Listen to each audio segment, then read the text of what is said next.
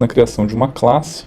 Hoje, para acessar essa lista que é exibida na tela, a gente está vendo aqui foi criada simplesmente uma variável aqui no código da tela que tem a lista com os nomes que serão exibidos. Ao invés de fazer isso, vamos fazer um pouquinho diferente, que é o padrão que normalmente se segue. Tá? A gente vai ter um novo arquivo. Então, File, New, File, Swift File, Next, Professor.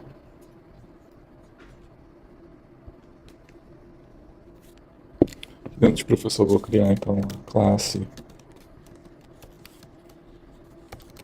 professor e criar as variáveis para essa classe, né, os atributos da classe. Então, var, nome, vai ser um string,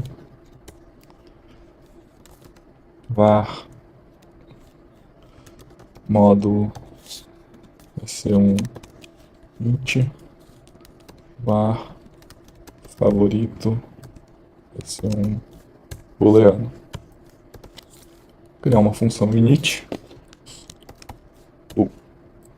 Aqui dentro da função init, onde a gente vai inicializar o objeto da classe, eu vou dizer então que self, que eu estou referenciando essa classe, ponto nome, é igual ao nome que veio por parâmetro. Self é igual ao favorito que veio por parâmetro. Beleza? Então aqui a gente tem a classe professor criada com esses três parâmetros e esse método inicializador. Lá no nosso view controller, que é onde a gente faz a verificação da primeira tela de login, a gente pode criar então uma função para inicializar os professores que serão exibidos. Tá? Então a ideia é que caso o login seja aprovado, né, seja validado, ao invés de a gente só ir para outra tela, a gente também faça a criação dos objetos que serão exibidos. Então a gente vai chamar a função professor, ou criar professor, que é a função que vai instanciar objetos dessa classe.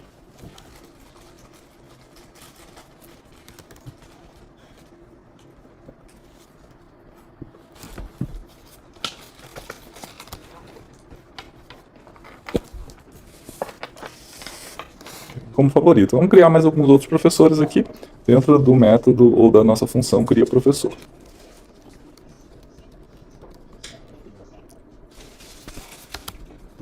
Três, quatro.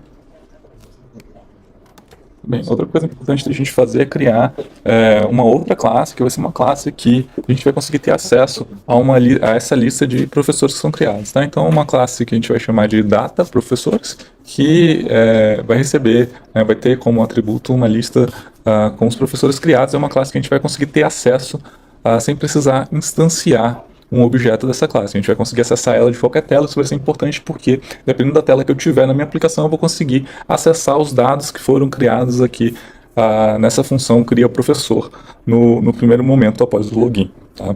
Então vamos aqui criar mais um arquivo, Swift File, class data professor. Data professor vai ser um atributo que tem um var professor, que é uma lista de professores. Então abre e fecha colchetes e aqui dentro professor. Então ele tem uma lista de objetos do tipo professor. Tá? E por enquanto recebe uma lista vazia.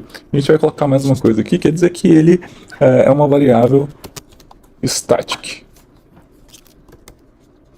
Bom, aqui agora que ele está reclamando que essas variáveis que a gente criou, esses objetos, não estão sendo usados em lugar nenhum. Né? Então vamos pegar o nosso data professor, que foi criado agora, ponto professor, que é o nome do atributo que a gente tem lá, que é aquele array ou aquela lista, né, de professores, e usar o append, que insere no final da lista um professor. E aí eu vou adicionar aqui o prof1.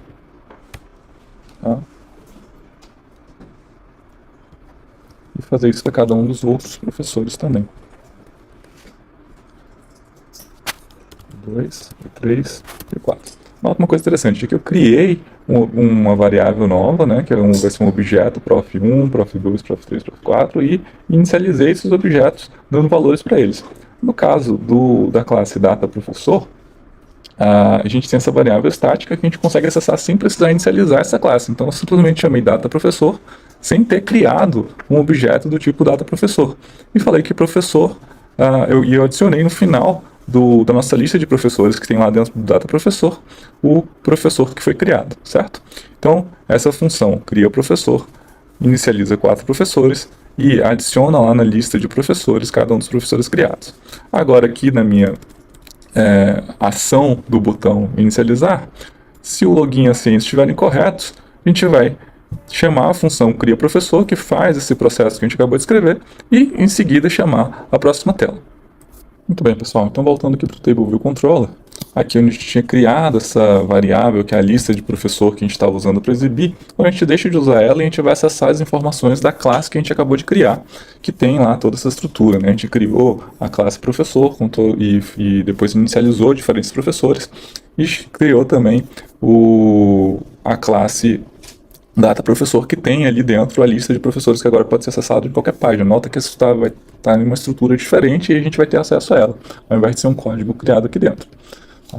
Então agora, ao invés de usar professor.count, eu vou chamar o data_professor, que é a lista que tem lá dentro, .count. E o que a gente quer exibir agora é data_professor,